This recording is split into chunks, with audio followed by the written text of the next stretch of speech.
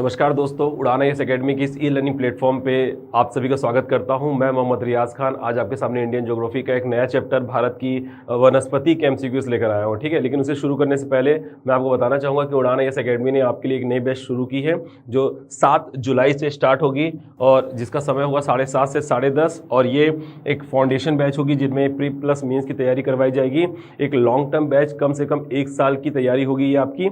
आप आएँ और 2 दिन का डेमो ज़रूर देखें जिसमें आप ये देखें कि उड़ान आईएएस एकेडमी की टीम आप पे कितना मेहनत कर रही है और न केवल ये आपको नोट्स प्रोवाइड करवाएगी बल्कि आपको बुक भी प्रोवाइड करवाएगी।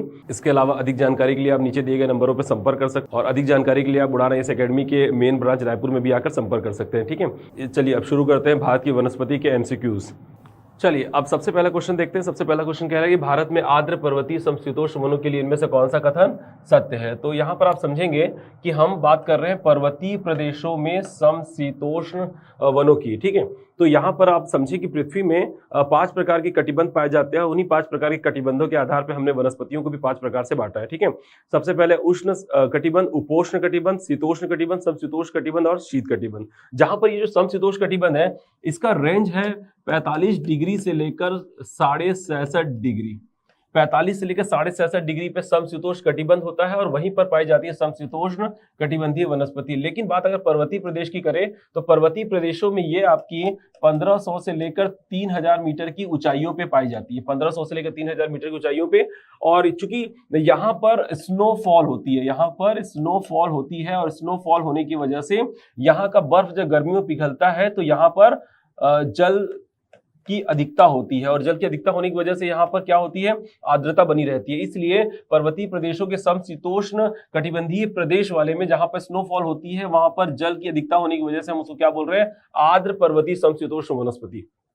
अब इनमें सबसे पहला स्टेटमेंट क्या कह रहा है कि चूंकि भारत एक उष्ण कटिबंधीय देश है, ठीक है, अतः भारत में आर्द्र पर्वतीय समशीतोष्ण वन नहीं पाए जाते। तो मैं बताना चाहूंगा कि भले ही भारत जो है वो अक्षांशीय दृष्टि से उष्ण, उपोष्ण और शीतोष्ण कटिबंध में है, समशीतोष्ण और शीत कटिबंध भारत में नहीं है, लेकिन फिर भी समशीतोष्ण कटिबंधीय वनस्पति भारत में पाई जाती है। क्यों? क्योंकि भारत में हिमालय पर्वत जैसी ऊंची पर्वत श्रृंखलाएं हैं और उन्हीं पर्वतों में उनकी ऊंचाइयों पे और वो 1500 से 3000 मीटर की ऊंचाइयों पे समशीतोष्ण कटिबंधीय वनस्पति पाई जाती है। तो यहाँ पर यह कहना कि उष्ण कटिबंधीय प्रदेश है तो नहीं पाई जाएगी, तो बिल्कुल नहीं पाई जाती। लेकिन आर्द्र पर्वतीय समशीतोष्ण, चूंकि हिमालय के पर्वतीय प्रदेशों में देखा जाए तो ये आर्द्र पर्वतीय समशीतोष्ण वनस्पति पाई जाएगी। तो यहां पर नहीं पाई जाएगी लिखा है, इसलिए यह कथन क्या हो जाएगा, गलत हो जाएगा, पाई जाती है।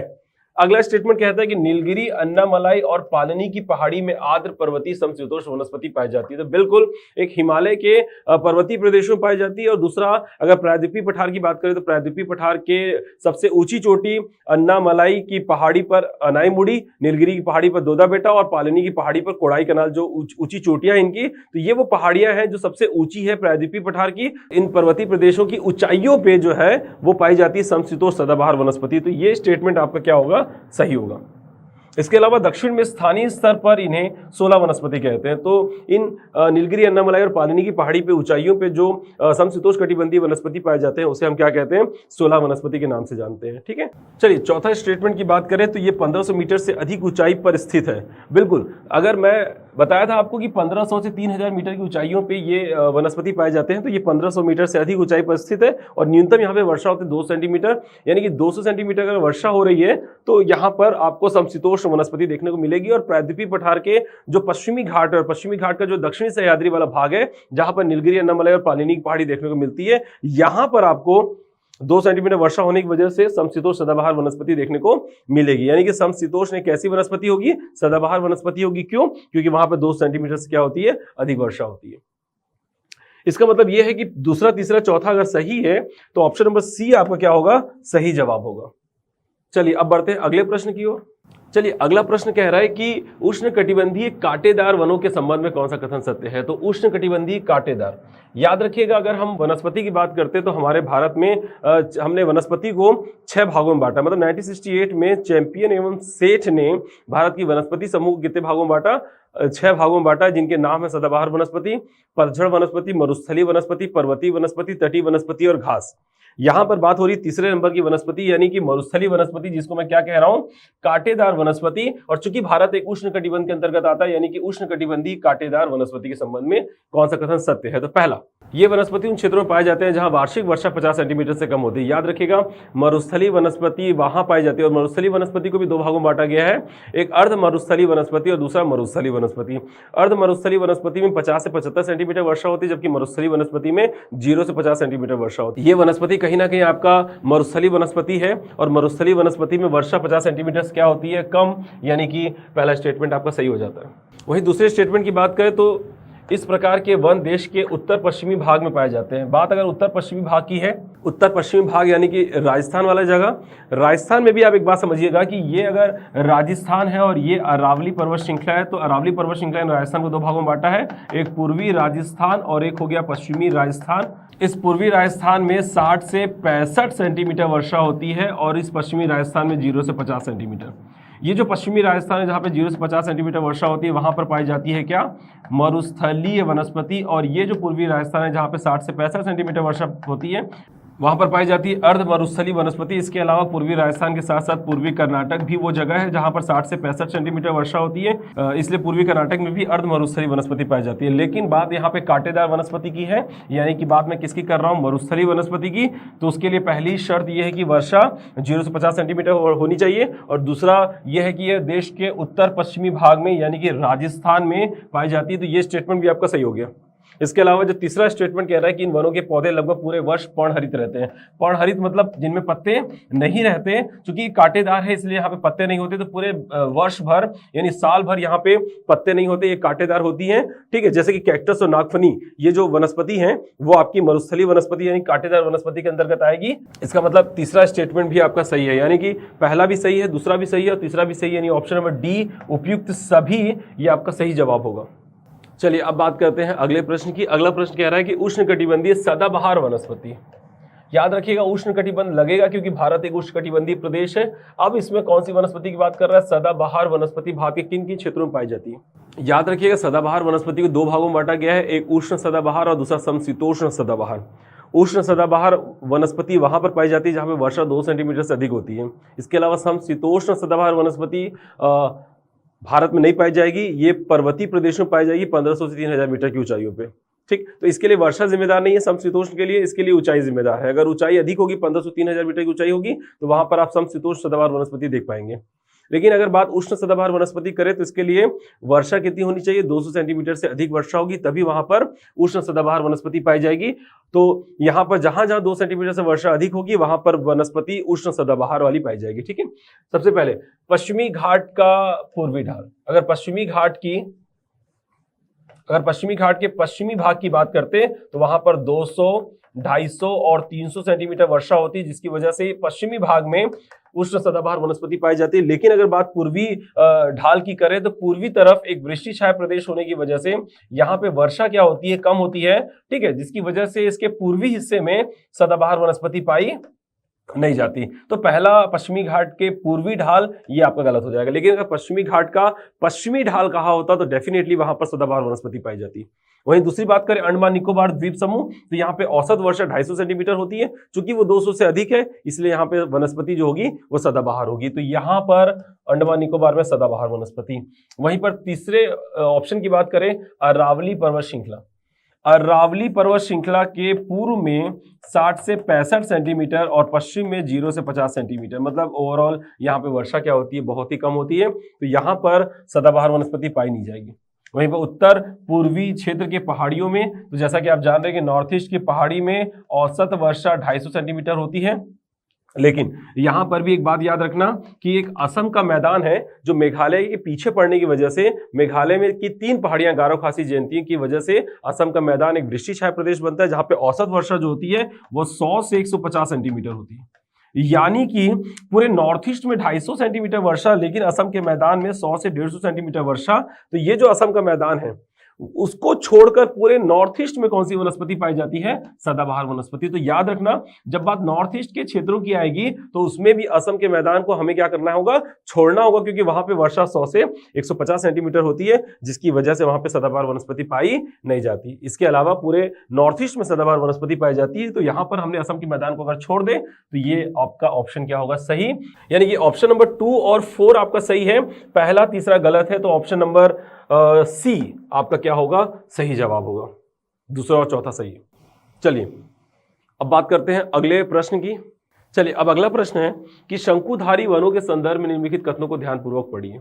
अब शंकुधारी वन की बात करें, याद रखिएगा हिमालय के पर्वतीय प्रदेशों में जैसे आप ऊपर की तरफ बढ़ते जाओगे, सबसे पहले उष्णकटिबंधीय वनस्पति, उपोष्णकटिबंधीय वनस्पति, शीतोष्णकटिबंधीय वनस्पति, समशीतोष्णकटिबंधीय वनस्पति और सबसे ऊपर में शीतकटिबंधीय वनस्पति आती है। याद रखेंगे शीतकटिबंधीय वनस्पति को हम क्या कहते हैं? टुंड्रा वनस्पति कहते हैं, जबकि समशीतोष्णकटिबंधीय वनस्पति को क्या बोलते हैं? टैगा वनस्पति कहते हैं। और ये टैगा वनस्पति ही आपकी शंकुधारी या कोणधारी वनस्पति कहलाती है। यानी कि मैं बात कर रहा हूं समशीतोष्णकटिबंधीय वनस्पति की, जिसे मैं टैगा कह रहा हूं या फिर शंकुधारी या कोणधारी वनस्पति कह रहा हूं। तो सबसे पहला स्टेटमेंट कह रहा है कि शंकुधारी वनस्पति उत्तरी गोलार्ध में उच्च अक्षांशों में यानी कि 50 से 70 डिग्री में पाए जाते हैं।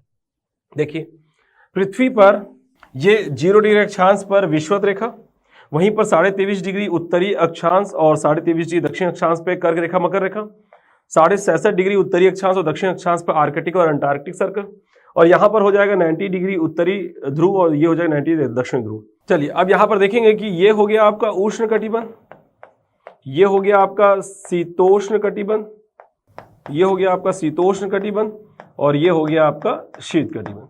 अब यहां पर उष्ण कटिबंध को भी 2 भागों में बांटा जाता है। 12 डिग्री अक्षांश क्या कर रहा है? उष्ण कटिबंध को 2 भागों में बांट रहा है, उष्ण और उपोष्ण। वहीं पर 45 डिग्री अक्षांश क्या कर रहा है? शीतोष्ण कटिबंध को 2 भागों में बांट रहा है, एक हो गया आपका शीतोष्ण और एक हो गया आपका समशीतोष्ण।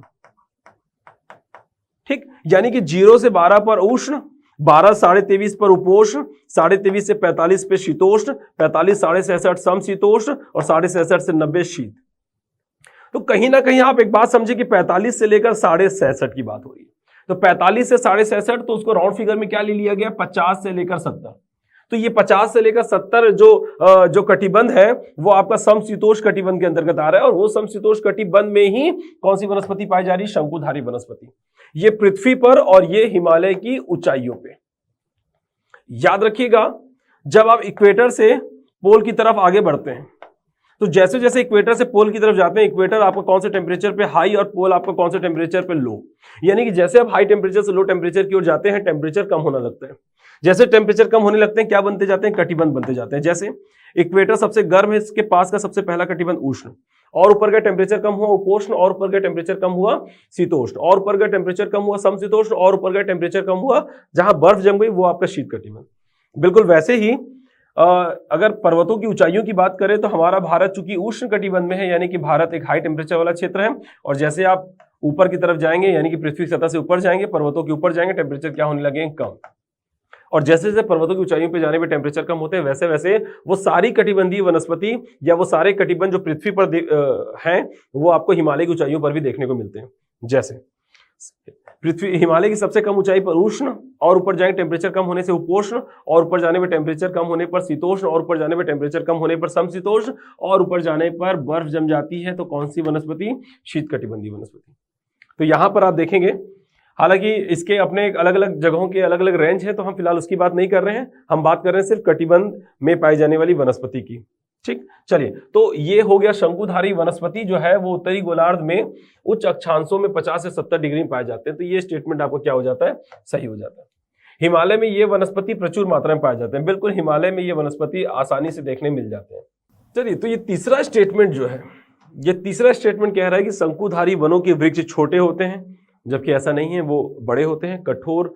ठीक है, ये ठंडा प्रदेश होने की वजह से यहाँ की वनस्पति कठोर नहीं होती। और पर्णपाती की बात करें तो ये शंकुधारी वनस्पति कहाँ पर है? समशीतोष्ण कटिबंध में, और समशीतोष्ण कटिबंध जो है वो एक सदाबहार वनस्पति वाला क्षेत्र है। क्योंकि ये वही जगह है जहां पर स्नोफॉल हुआ करती है।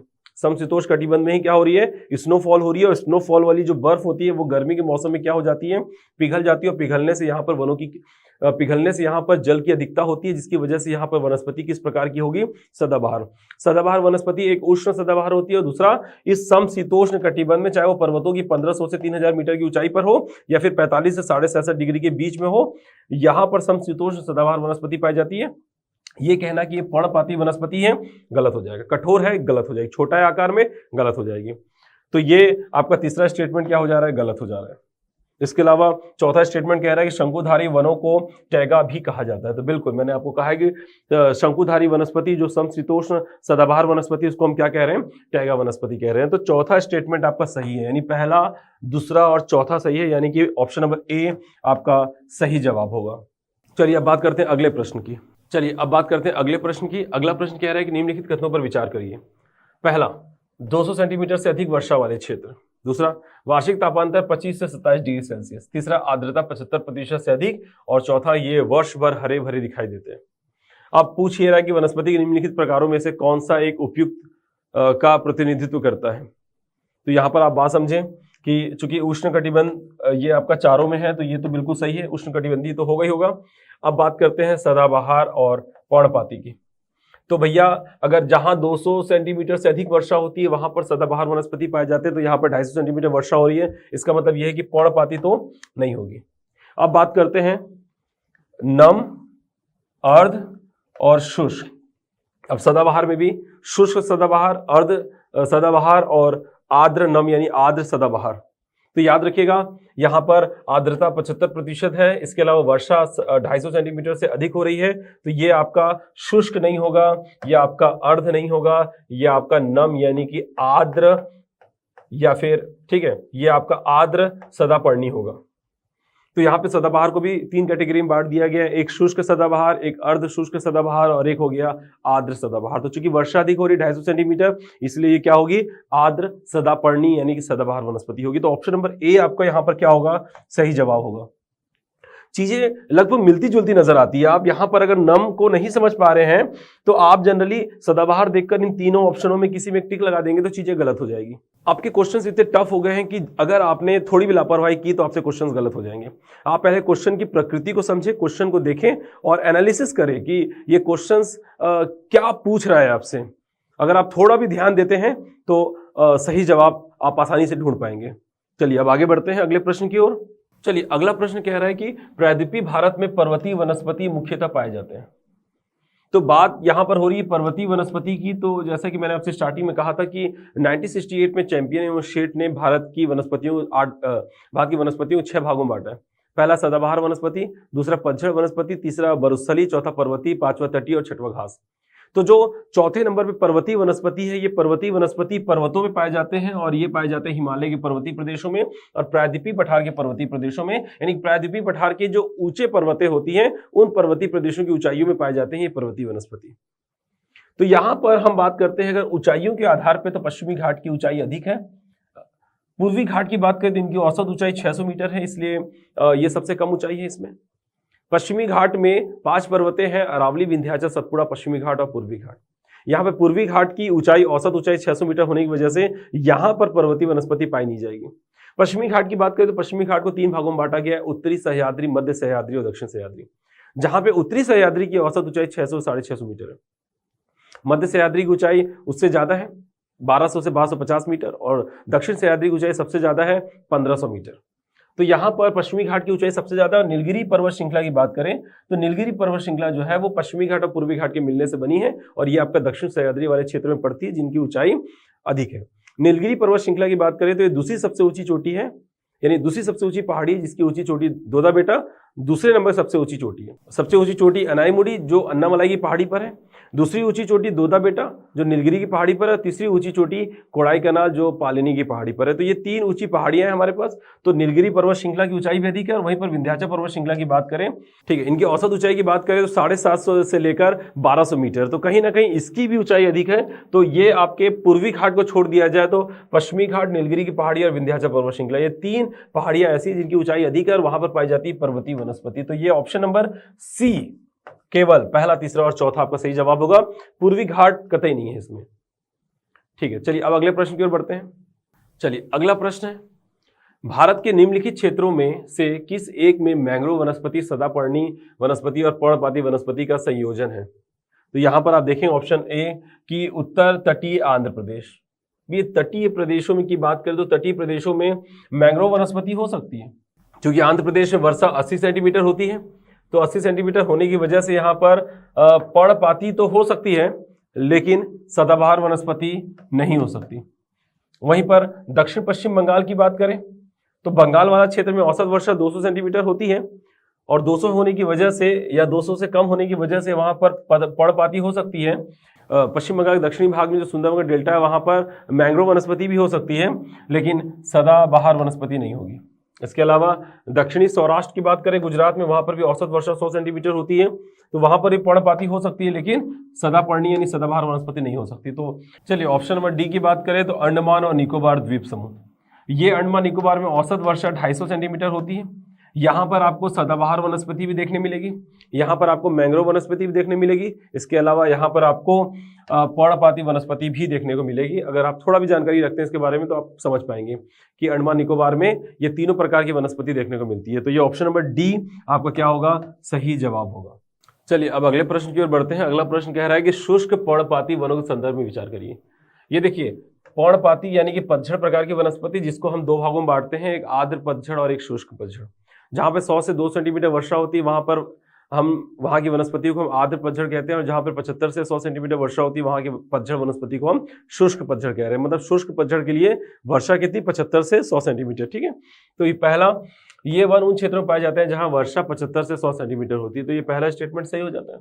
दूसरा स्टेटमेंट कह रहा है कि शुष्क ऋतु शुरू होते ही शुष्क पर्णपाती वृक्षों के पत्ते झड़ जाते हैं और घास के मैदान में नग्न पेड़ खड़े रह जाते हैं। याद रखिएगा 15 फरवरी के बाद यानी कि बसंत ऋतु जैसे ही शुरू होती है, बसंत ऋतु की शुरुआत में पेड़ अपने पत्ते क्या कर देते हैं, गिरा देते हैं, और गिरा देते हैं इसीलिए उसको हम क्या बोलते हैं, पतझड़ प्रकार की वनस्पति। और शुष्क पतझड़ की बात करें तो शुष्क ऋतु शुरू होते ही शुष्क पतझड़ वनों के पत्ते झड़ जाते हैं और घास के मैदान में नग्न पेड़ खड़े रह जाते हैं। तो ये भी स्टेटमेंट आपका क्या है, सही है। याद रखिएगा जब जहां वर्षा कम होती है वहां पर गर्मी के मौसम की शुरुआत में पानी कमी होने की वजह से पेड़ पानी की कमी को यानी कि पानी कमी को दूर करने के लिए और इसके अलावा वाष्पीकरण की प्रक्रिया को कम करने के लिए अपने पत्ते क्या कर देते हैं, झड़ा देते हैं, जिसकी वजह से वहां पर छोटे पत्ते आते हैं जो कम जल में भी प्रकाश संश्लेषण करके सर्वाइव कर लेते हैं गर्मी मौसम तक। ठीक है, तो यहाँ पर आप पाएंगे कि पहला और दूसरा स्टेटमेंट दोनों ही सही है, यानी कि ऑप्शन नंबर सी आपका सही जवाब होगा। चलिए अगला प्रश्न कह रहा है कि देहरादून स्थित फॉरेस्ट सर्वे ऑफ इंडिया द्वारा कितने वर्षों के अंतराल पर वन संबंधी रिपोर्ट जारी किए जाते हैं? तो यहाँ पर आप देखें कि जो Indian state of forest report है, अभी 2021 का Indian state of forest report आया है, इससे पहले 2019 का था। ये हर 2 वर्षों में क्या किए जाते हैं, ये रिपोर्ट जारी किए जाते हैं। ठीक है, तो यहाँ पे 5 वर्ष, 3 वर्ष, 6 वर्ष, तो ये सब गलत है। चलिए अब अगला प्रश्न है हमारा कि भारत के कुल वन एवं वृक्ष आच्छादित क्षेत्र, यहाँ पर आप देखेंगे कि वन आच्छादित और वृक्ष आच्छादित यानी कि फॉरेस्ट कवर और ट्री कवर की बात हो रही है। जब कुल हम वन क्षेत्र की बात करते हैं यानी कि वन क्षेत्रफल की बात करते हैं तो उसमें वन आच्छादित और वृक्ष आच्छादित दोनों की बात करते हैं। यानी कि वन यानी कि पूरे जंगल की बात हो रही है कि जंगल का जो पूरा ऊपर वाला क्षेत्र है उसका पूरा क्षेत्रफल, और एक वृक्ष की बात करते हैं तो वृक्ष के ऊपर वाला जो एरिया है उसकी बात कर रहे हैं। ठीक है, तो पूरे वृक्षों की और पूरे वनों का टोटल क्षेत्रफल को हम कह रहे हैं वन क्षेत्रफल, और ये है आपका Indian state of forest report 2021 के अनुसार 8,09,537 वर्ग किलोमीटर, और ये कुल भारत के भौगोलिक क्षेत्रफल का 24.62% है, जबकि 33% का टारगेट रखा जाता है कि 33% जो है वो वन होने चाहिए। ठीक है, भौगोलिक क्षेत्र के 33% क्षेत्र में वन आच्छादित होने चाहिए, तो यहाँ पर 24.62% है, और दोनों को मिलाकर, वनों को भी मिलाकर और वृक्षों को भी मिलाकर, यानी कि ये भारत का कुल वन क्षेत्रफल है। चलिए अब तो यहाँ पे ऑप्शन नंबर सी आपका सही जवाब होगा। अब बात करते हैं अगले प्रश्न की। अगला प्रश्न कह रहा है कि भारत में मैंग्रोव वनस्पति मुख्यतः पाई जाती है। याद रखिएगा ये मैंग्रोव वनस्पति उन क्षेत्रों में पाई जाती है जहां पे समुद्र का पानी और नदी का पानी आपस में क्या होता है, मिलता है। साथ ही साथ यह वनस्पति डेल्टाई क्षेत्र में पाई जाती है, क्योंकि डेल्टाई क्षेत्र में नदी का पानी और समुद्र का पानी आपस में क्या हो रहा होता है, मिल रहा होता है। यहाँ पे एक बात और याद रखेंगे कि मैंग्रोव वनस्पति की अगर विस्तार की बात करें, भारत में सबसे ज्यादा विस्तार पश्चिम बंगाल के दक्षिणी क्षेत्र, सुंदरबन के डेल्टा वाले क्षेत्र में, और दूसरे नंबर पे गुजरात के कच्छ के रन पे, और तीसरे नंबर पे अंडमान निकोबार में सबसे ज्यादा मैंग्रोव प्रकार की वनस्पति पाई जाती है। इसके अलावा यहाँ पर आप देखेंगे मलाबार तट, कच्छ का रण, ठीक है, तो कच्छ का रण, दंडकारण्य, तो कच्छ के रण में ये मैंग्रोव वनस्पति पाई जाती है, लेकिन बात आ रही है कि मुख्यतः या फिर सबसे अधिक कहाँ पाई जाती है, तो यहाँ पे कच्छ का रण नहीं बताएंगे आप, यहाँ पर बताएंगे सुंदरवन का डेल्टा। तो सुंदरवन के डेल्टा में सबसे ज्यादा क्या पाई जाती है, मैंग्रोव प्रकार की वनस्पति, तो यहाँ पर सही जवाब होगा आपका सुंदरवन। ठीक है, अब बात करते हैं अगले प्रश्न की। अगला प्रश्न कह रहा है कि देश के 100 से 2 सेंटीमीटर औसत वार्षिक वर्षा वाले भागों में किस प्रकार की वनस्पति पाई जाती है। तो अगर 100 से 2 सेंटीमीटर वर्षा हो रही है, तो मैंने आपसे पहले ही कहा है कि जहाँ पे 2 सेंटीमीटर से वर्षा अधिक होती है वहाँ पे सदाबहार, जहाँ पे 100 से 2 सेंटीमीटर वर्षा होती है वहाँ पे आर्द्र पतझड़, जहाँ पर 75 से 100 सेंटीमीटर वर्षा होगी वहाँ पर शुष्क पतझड़, जहाँ पर 75 से 50 सेंटीमीटर वर्षा होगी वहाँ पर अर्ध मरुस्थलीय, और जहाँ पे 50 से 0 सेंटीमीटर वर्षा होती है वहाँ पे मरुस्थलीय वनस्पति पाई जाती है। ठीक है, तो यहाँ पर 100 से 2 सेंटीमीटर की बात कर रहे हैं, यानी कि डेफिनेटली वो होगा आपका पतझड़। सदाबहार वनस्पति के लिए 200 से अधिक, मैंग्रोव वनस्पति समुद्री तटीय क्षेत्र में, इसके अलावा मरुस्थलीय वनस्पति के लिए आप 0 से 50 और 50 से 75 सेंटीमीटर वर्षा होती है अगर वो अर्ध मरुस्थलीय और मरुस्थलीय है। तो याद रखिएगा पतझड़ के लिए 100 से 200 सेंटीमीटर वर्षा जरूरी होती है। तो जहां पे 100 से 2 सेंटीमीटर वर्षा होती है वहां पे उष्ण आर्द्र पतझड़ वनस्पति पाई जाती है, उष्ण आर्द्र पतझड़ वनस्पति। तो ऑप्शन नंबर सी आपका क्या होगा, सही जवाब होगा। चलिए अगला प्रश्न हमारा बहुत आसान सा प्रश्न है कि पश्चिमी घाट पर पाई जाने वाली वनस्पति का प्रकार। आप पश्चिमी घाट की बात कर रहे हैं, पश्चिमी घाट में औसत वर्षा 200 से 300 सेंटीमीटर होती है। तो 200-300 सेंटीमीटर वर्षा होने की वजह से वहां पर सदाबहार वनस्पति यानी सदाहरित वनस्पति पाई जाएगी, जबकि सवाना वनस्पति नहीं पाई जाएगी, अल्पाइन वनस्पति भी नहीं पाई जाएगी, पर्णपाती वनस्पति भी नहीं पाई जाएगी। तो आप बस इतना समझें कि पश्चिमी घाट में कितनी वर्षा हो रही है। तो पश्चिमी घाट को 3 भागों में बांटा गया है, उत्तरी सह्याद्री जहां पे 200 सेंटीमीटर, मध्य सह्याद्री 250 सेंटीमीटर और दक्षिण सह्याद्री में 300 सेंटीमीटर वर्षा होती है, जिसकी वजह से यहाँ पर सदाबहार वनस्पति पाई जाएगी। चलिए अब अगले प्रश्न की बात करते हैं। अगला प्रश्न कह रहा है कि निम्नलिखित में से किन पहाड़ियों पर उष्णकटिबंधीय सदाबहार वनस्पति पाई जाती है। किन पहाड़ियों पर उष्ण सदाबहार वनस्पति, तो नीलगिरी की पहाड़ी पर, अरावली की पहाड़ी पर, राजमहल की पहाड़ी और शिवालिक की पहाड़ी। शिवालिक पर्वत श्रृंखला पे अब देखिए उष्णकटिबंधीय सदाबहार, सदाबहार के लिए 200 सेंटीमीटर से अधिक वर्षा होना जरूरी है। शिवालिक की पहाड़ियों पे 200 सेंटीमीटर वर्षा नहीं होती, अरावली की पहाड़ी पर भी 200 सेंटीमीटर वर्षा नहीं होती। राजमहल की पहाड़ी और नीलगिरी की पहाड़ी की बात करें तो नीलगिरी की पहाड़ी पर जो कि आपका दक्षिण सह्याद्री वाला क्षेत्र है वहां पर 300 सेंटीमीटर वर्षा होती है। तो 300 सेंटीमीटर वर्षा होने की वजह से यहां पर पाई जाएगी क्या, उष्णकटिबंधीय सदाबहार वनस्पति। तो ऑप्शन नंबर ए आपका सही जवाब होगा। चलिए ये है हमारा आखिरी प्रश्न जो कह रहा है कि भारत के किस भौतिक प्रदेश में उष्णकटिबंधीय से लेकर अल्पाइन प्रकार की वनस्पति पाई जाती है। यहाँ पर एक बात और समझें कि उष्णकटिबंधीय वनस्पति मैंने आपको बताया था कि भारत के किस भौतिक प्रदेश में। अब भौतिक प्रदेश की बात करें तो भौतिक आधार पर हमने भारत को 6 भागों में बांटा है। पहला उत्तर के पर्वतीय प्रदेश, वहीं पर दूसरा है मध्य का मैदानी प्रदेश, तीसरा है दक्षिण का प्रायद्वीपीय पठारी प्रदेश, चौथे पे थार का मरुस्थल, 5वें में तटीय मैदान और 6वें में द्वीप समूह। अगर हम ये उष्णकटिबंधीय से लेकर अल्पाइन यानी कि उष्णकटिबंधीय वनस्पति, इसके ऊपर उपोष्ण, इसके ऊपर शीतोष्ण, इसके ऊपर समशीतोष्ण और सबसे ऊंचाई पर जो शीतकटिबंधीय वनस्पति है जिनको हमने टुंड्रा वनस्पति कहा है, उसी को ही हम कहते हैं अल्पाइन वनस्पति। यानी कि बात हो रही है सबसे निचले स्तर की वनस्पति से लेकर सबसे ऊंचाई पर पाई जाने वाली वनस्पति, और ये वही पॉसिबल है जहां के पर्वतों की ऊंचाई सर्वाधिक है, अधिक है। वहां पर नीचे उष्ण कटिबंधीय से लेकर उपोष्ण बर्फ के जहां पर जमती है, जहां पर शीत कटिबंधीय वनस्पति पाई जाती है जिसे हम अल्पाइन वनस्पति कहते हैं, जिसे टुंड्रा वनस्पति कहते हैं, वो सब पाई जाएंगे। तो ऑब्वियस सी बात है दक्षिण के प्रायद्वीपीय पठार में तो बिल्कुल नहीं, उत्तर के विशाल मैदान में पर्वत तो होते नहीं है, तो पर्वतों की ऊंचाई पर ये वनस्पति पाए जाने का सवाल ही नहीं होता। तटीय मैदान में भी पाई नहीं जाएगी, तो कहां पर पाई जाएगी, ऑप्शन नंबर सी उत्तर का हिमालय पर्वतीय प्रदेश। हिमालय के पर्वतीय प्रदेशों में वो 5 प्रकार की कटिबंधीय वनस्पति पाई जाती है जो पूरी पृथ्वी पर पाई जाती है। तो ऑप्शन नंबर सी आपका सही जवाब होगा। आशा करता हूं कि आपको ये वीडियो पसंद आया होगा। धन्यवाद, टेक केयर।